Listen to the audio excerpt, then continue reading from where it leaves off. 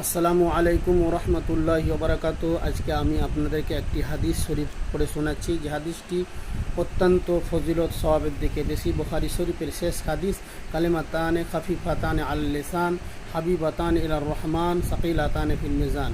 মানে দুটি কলেমা এমন আছে যেটার ফজিলতের দিক দিয়ে অত্যন্ত গুরুত্বপূর্ণ, মানে মিজানে খুব ভারী, জবানে হালকা এবং আল্লাহর কাছে অতি প্রিয়।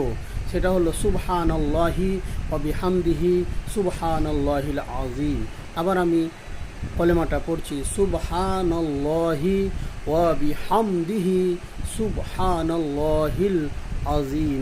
এই কলেমা দুটো মিজানে অত্যন্ত হাসরের ময়দানে ভারী হবে, যখন আপনার নেকি এবং বদি অর্থাৎ আপনার গুনাহ এবং নেকি ওজন করা হবে, তখন এই কলেমার ওজন অত্যন্ত ভারী হবে সওয়াবের দিক দিয়ে, এবং আল্লাহর কাছে অতি প্রিয় এই কলেমা দুটি।